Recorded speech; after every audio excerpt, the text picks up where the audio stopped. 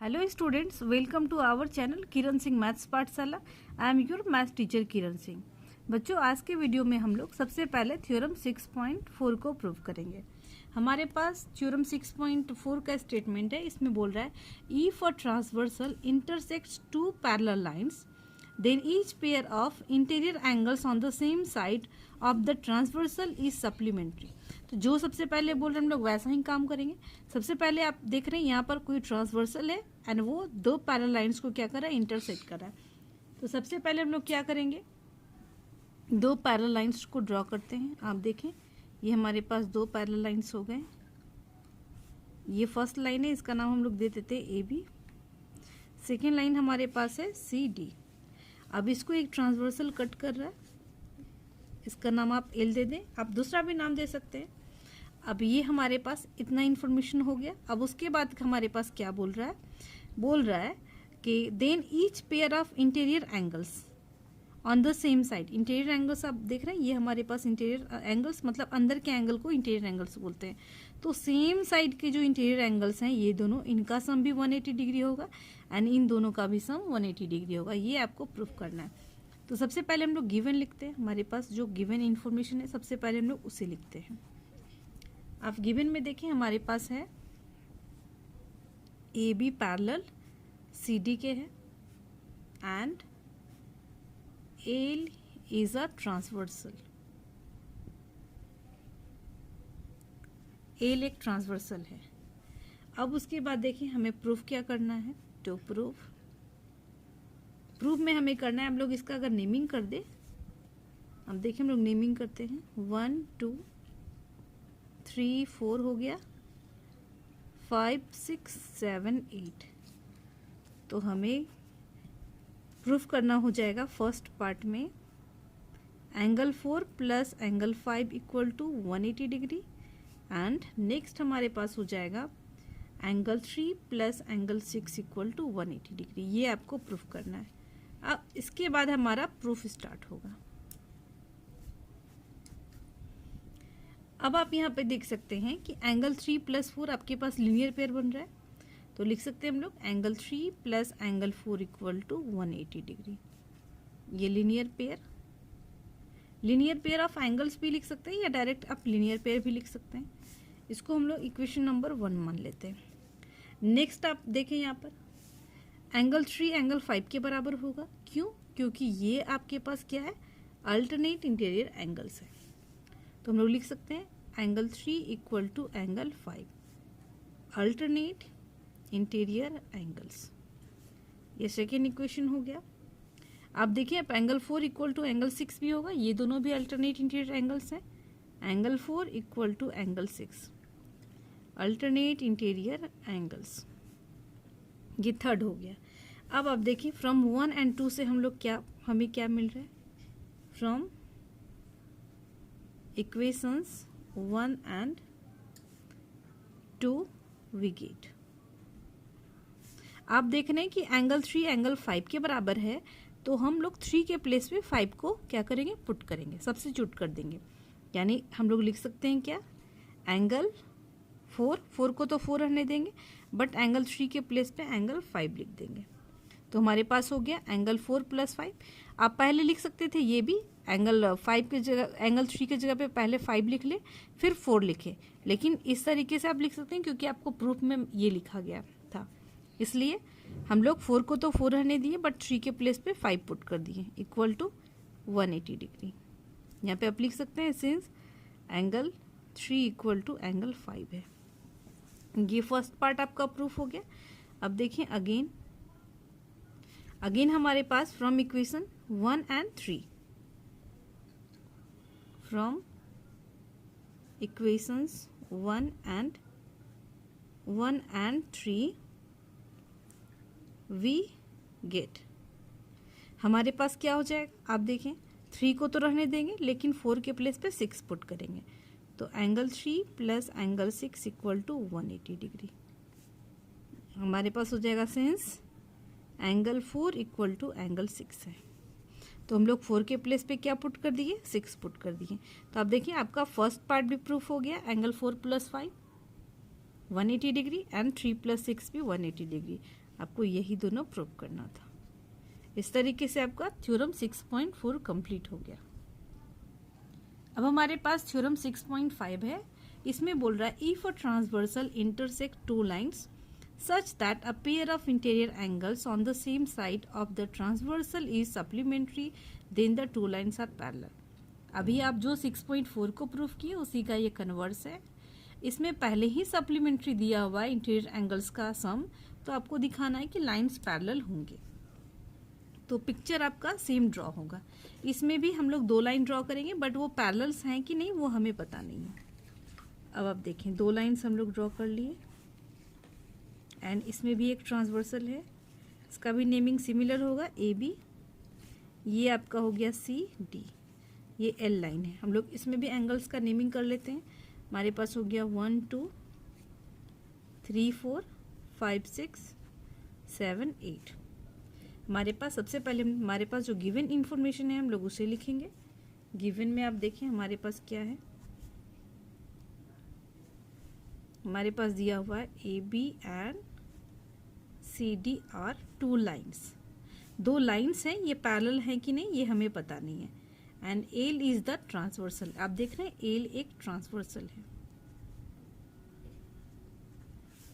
हमें प्रूफ करना है। अब एक इंफॉर्मेशन आपके पास और दिया हुआ था, सप्लीमेंट्री है।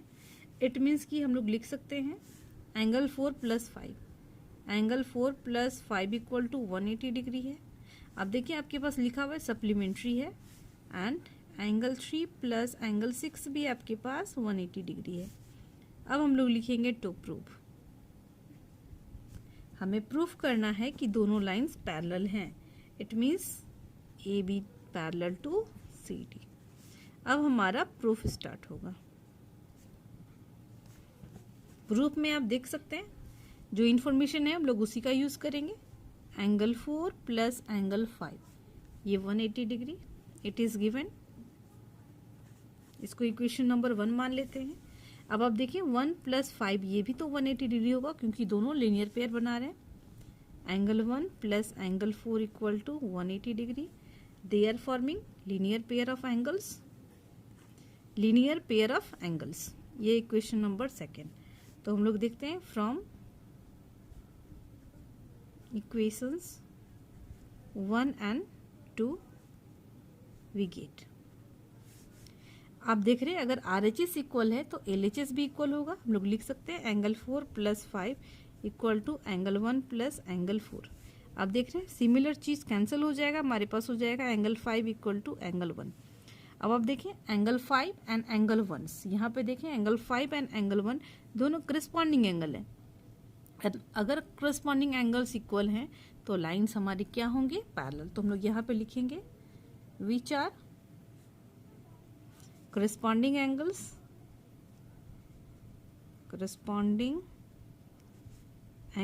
and corresponding angles जैसे ही इक्वल हो गए therefore AB parallel to CD।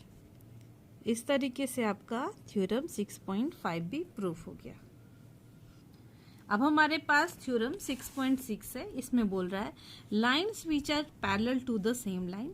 कोई लाइन है जो किसके पैरेलल है, सेम लाइन के, are parallel to each other. अगर कोई भी 2 लाइन्स हैं जो सेम लाइन के पैरेलल हैं तो वो तीनों आपस में पैरेलल होंगे, यानी तीनों मतलब वो दोनों भी आपस में पैरेलल होंगे। आप इस तरीके से भी कर सकते हैं। सबसे पहले लाइन्स है तो सबसे पहले हम लोग 2 लाइन्स ड्रॉ करेंगे। एक लाइन आपके पास हो गया, दूसरा line. Lines which are parallel to the same line, यानी ये दोनों लाइन जो है वो किसी थर्ड जो लाइन है उसके सिमिलर है दोनों, यानी सिमिलर नहीं पैरेलल है आपके। मान लीजिए इसका नाम है P, ये है Q, ये है R, एंड इसको कोई ट्रांसवर्सल अगर आपके पास कट कर रहा है, आप ट्रांसवर्सल मान लीजिए इसको कोई ट्रांसवर्सल कट कर रहा है, ये आपके पास L है। अब आप देखें कि आपके पास दिया हुआ क्या है। हमारे पास जो इन्फॉर्मेशन दिए हुए सबसे पहले हम लोग उसी का यूज करेंगे। गिवन में आपके पास दिए हुए 3 लाइन्स,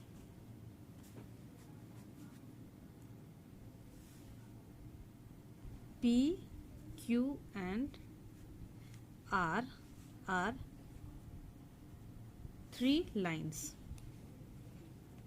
3 लाइन्स सच दैट, इस प्रकार से हैं कि देखिए अब P किसके पैरेलल है, R के पैरेलल है एंड Q भी R के पैरेलल है। P parallel R and Q parallel R।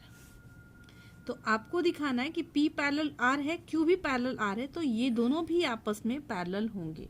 ये आपको प्रूफ करना है। आप यहाँ पर देख लें, lines which are parallel to the same line, ये दोनों लाइन्स है एंड ये दोनों लाइन सेम लाइन यानी R के पैरेलल हैं, तो आपको दिखाना है कि ये दोनों भी आपस में पैरेलल होंगे। अब हमारे पास ये गिवन में था, हमें प्रूफ क्या करना है, तो प्रूफ में हमें दिखाना है कि P parallel Q also, P Q के भी पैरेलल होगा। अब हमारा प्रूफ स्टार्ट होगा।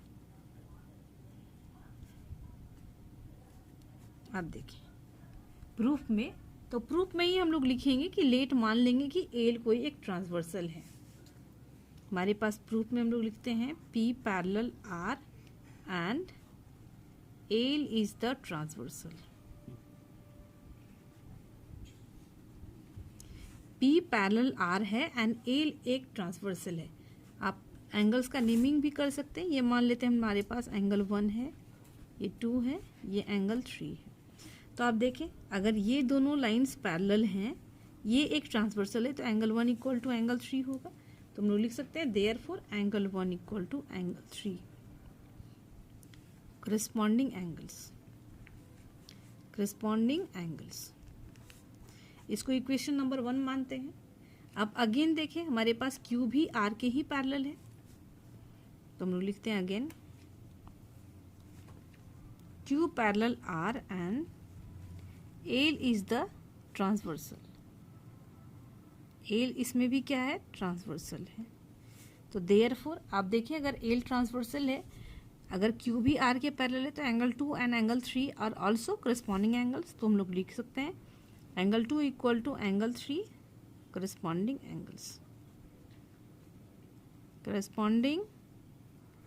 एंगल्स। इसको इक्वेशन नंबर 2 मानेंगे। अब इस दोनों में देखें हमारे पास कॉमन चीज क्या है, 3, यानी एंगल 1 भी 3 के बराबर है, एंगल 2 भी 3 के बराबर है। तो हम लोग लिख सकते हैं from equations 1 and 2 we get angle 1 equal to angle 2। आप यहाँ पर पिक्चर में देखें एंगल 1 जो होगा वो एंगल 2 के बराबर है and which are also corresponding angles, and corresponding angles जैसे ही इक्वल हुए इसका मतलब क्या है, P पैरेलल Q होगा। तो हम लोग लिखते हैं यहाँ पर which are corresponding angles, therefore P parallel Q। इस तरीके से आपका थ्योरम 6.6 भी प्रूफ हो गया। नेक्स्ट वीडियो में हम लोग सबसे पहले एक्सरसाइज 6.2 के क्वेश्चंस को सॉल्व करेंगे। Thanks for watching me.